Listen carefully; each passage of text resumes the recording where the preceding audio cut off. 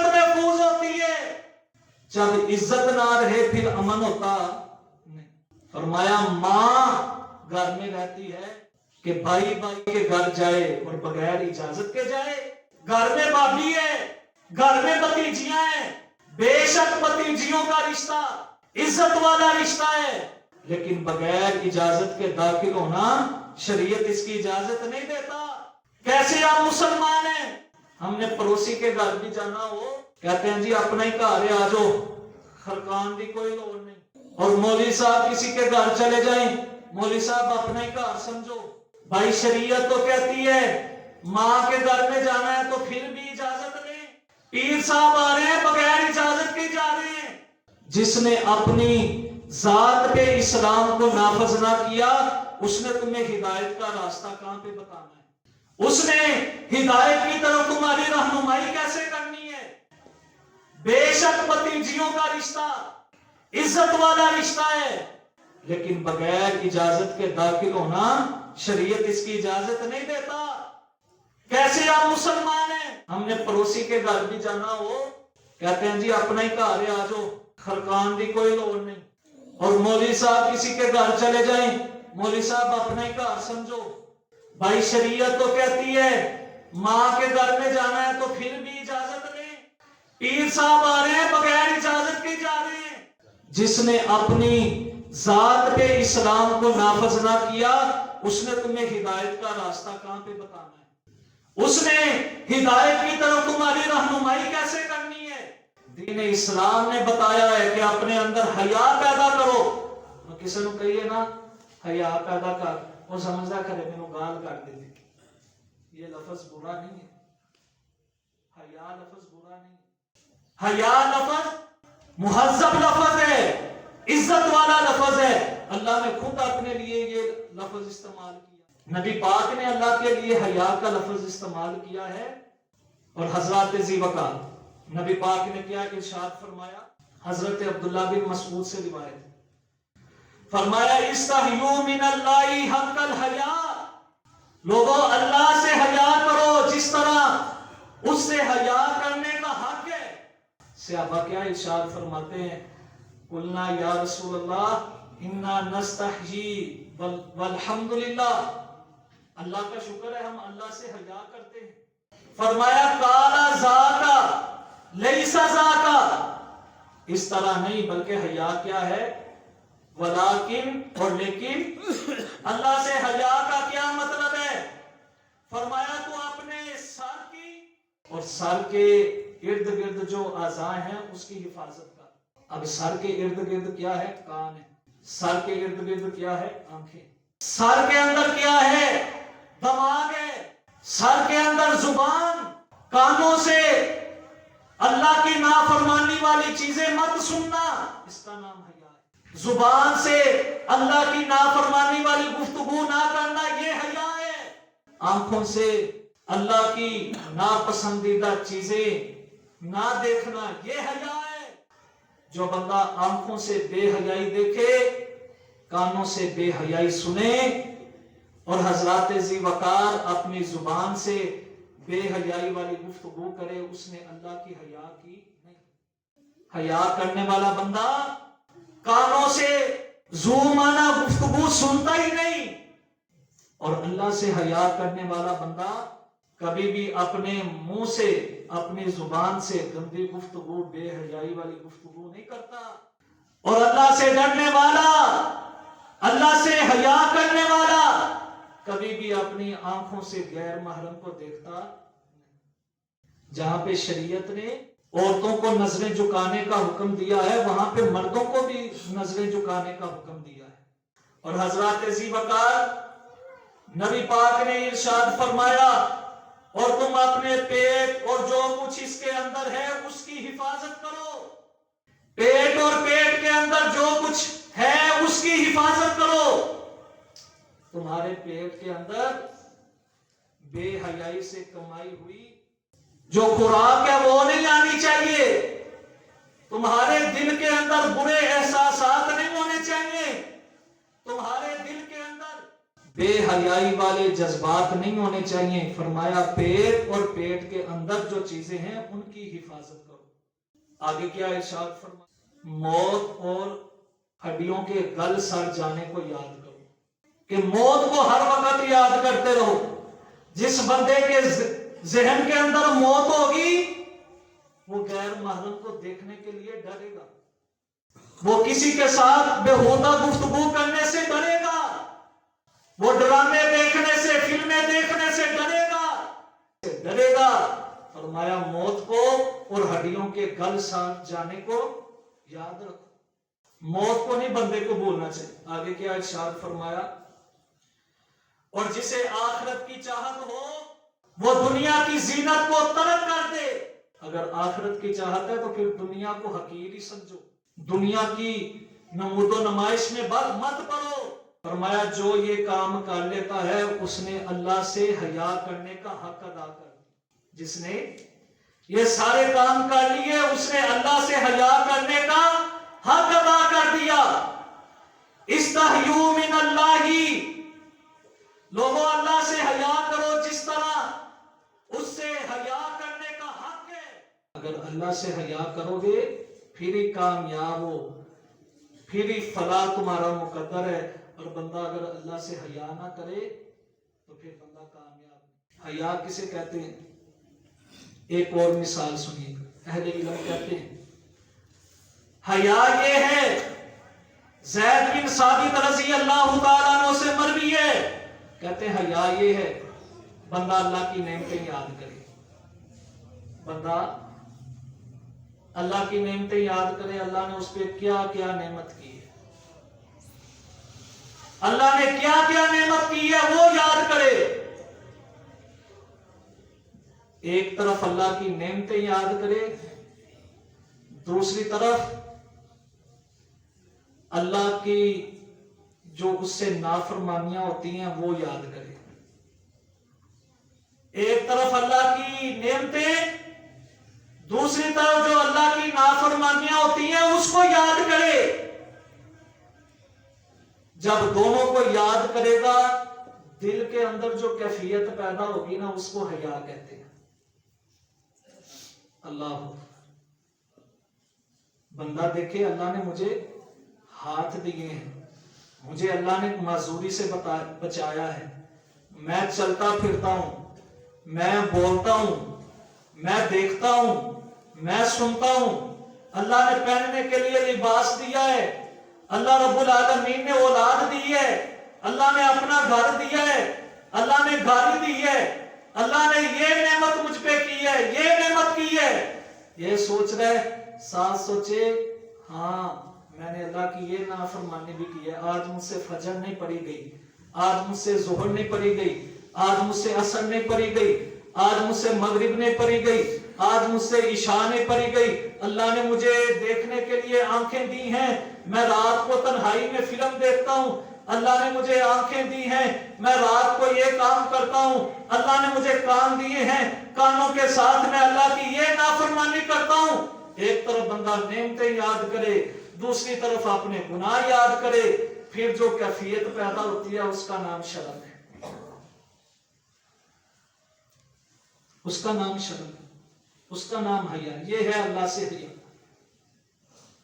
اور حضرات ذی وقار رسول اللہ صلی اللہ علیہ وآلہ وسلم نے حیا کی اس قدر فضیلت بیان کی ہے.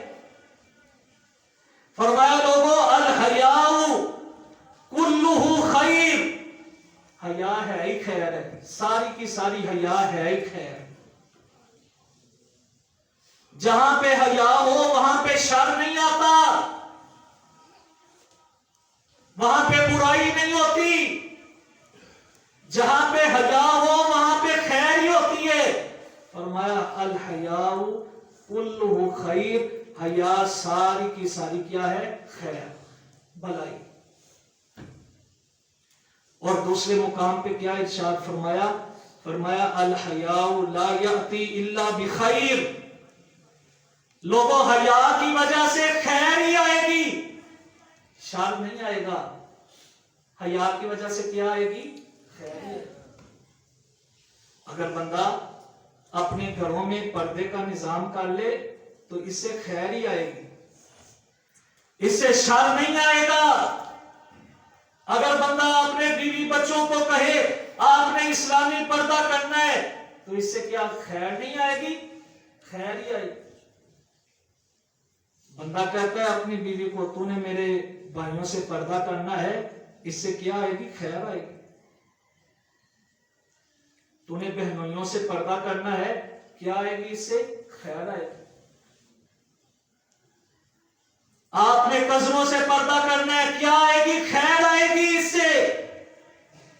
صادق و امین نبی کا پیغام ہے، الحیاء لا یاتی الا بخیر۔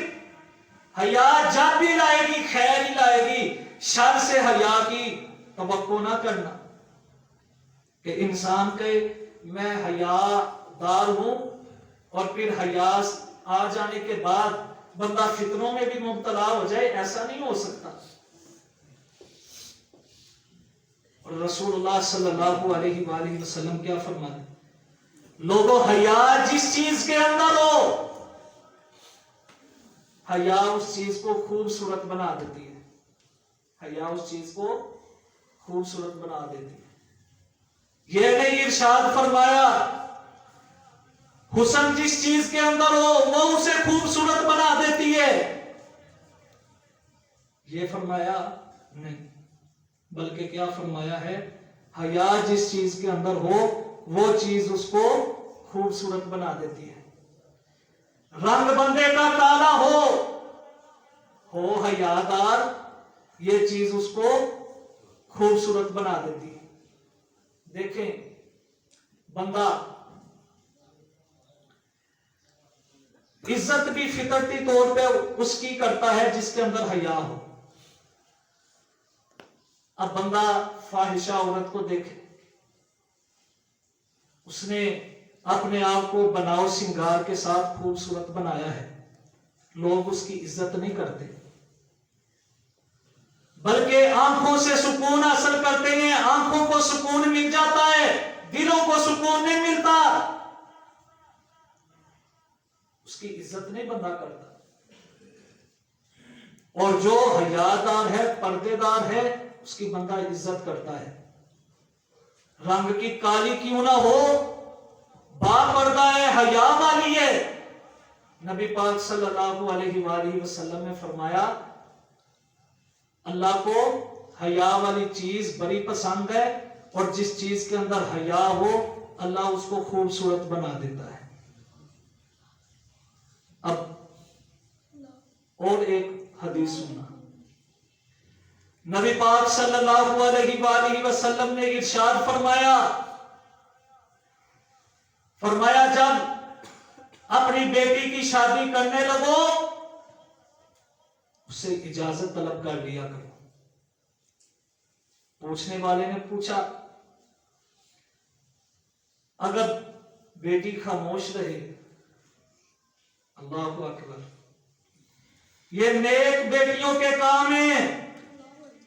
وہ یہ نہیں کہتی بابا میں نے یونیورسٹی سے خود اپنے لیے بیٹا اپنے لیے خاوند پسند کر لیا ہے۔ نیک بیٹی یہ نہیں کہتی کہ میری زندگی ہے میں خود ڈیسائیڈ کروں گی، بلکہ فرمایا جب اس سے مشورہ طلب کیا جاتا ہے تو وہ کیا ہو جاتی ہے؟ خاموش۔ اب خاموش، عزت دار بیٹی خاموش ہو جائے، شریعت فرماتی ہے عزت دار عورت نے خاموشی اختیار کر لی، خاموشی کو اللہ رب العالمین نے قبولیت کا درجہ دے دیا ہے۔ نیک عورتیں ماں باپ کے آگے کہاں بولتی ہیں؟ نہیں بولتی۔ جو تعلیم ماں باپ کے آگے بولنے پہ مجبور کر دے، ایسی تعلیم سے بندہ ان پڑھ ٹھیک ہے، جاہل ٹھیک۔ جو تعلیم بچے کو منہ زور بنا دے، اور آج ہمارا معاشرہ کیا ہے؟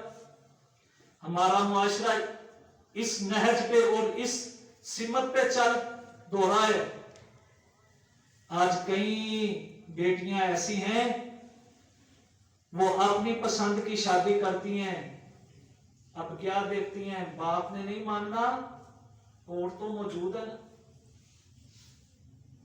लेकिन शरीयत ने इसको भी बंद किया है, शरीयत ने इस दरवाजे को भी बंद किया है, इस सुराख को भी खत्म किया है। फरमाया ला निकाह इल्ला बि वलीयिन, औरत का निकाह वली की इजाजत के बगैर हो ही नहीं सकता।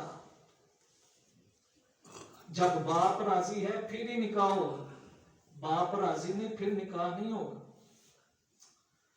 आज ये बड़े फलासफर और अपने आप को रोशन ख्याल समझने वाले, तो जी बाप जवारिये नाल करा दे, हालांकि ये सवाल नहीं बनता। जब बंदा बाप की जगह पे मौजूद होगा ना, फिर उसको बाप की कदर का पता चलेगा। आज तो कहते हैं ना, बाप के सामने मुंह खोल के, कल को अल्लाह तुझे भी औलाद देगा, फिर तेरी औलाद अगर ऐसे करेगी तो फिर तुझको पता चलेगा कि बाप क्या सोचता है हमारे लिए। अल्लाह अकबर। शरीयत ने हया के पैगाम आम किया है, और ये हया ही है जो मुआशरे में अमन पैदा करते हैं। आप देखें किस कदर हया का दर्स दिया है। फरमाया औरतों की खुशबू क्या है, जिसका रंग होता है मेहंदी, और मर्द उसकी खुशबू होती है जो हम अतर वगैरह इस्तेमाल करते हैं, उसका रंग नहीं होता। अब औरत खुशबू लगा के निकलेगी तो क्या है, उसके साथ मर्दों को माइल करेगी। औरत खुशबू लगा के बाजार निकले, मर्द को खुशबू आए, मर्द माइल होगा। शरीयत ने कहा औरत ऐसी खुशबू का इस्तेमाल मत करे, ये पैगाम हया वाला है। और अगर घर में भी देखें, मेरा फतवा है, घर में भी अगर रहते हैं, देवर रहते हैं, तो फिर औरत घर में भी देवरों के सामने और भाई के और खामंद के भाइयों के सामने भी खुशबू का इस्तेमाल नहीं कर सकती। खामंद अकेला घर में है या औरत उस घर में रहाइश पजीर है जहां पे उसके खामंद के सिवा कोई गैर महरम नहीं रहता, फिर खुशबू का इस्तेमाल करे, अपने खामंद के लिए इस्तेमाल करे।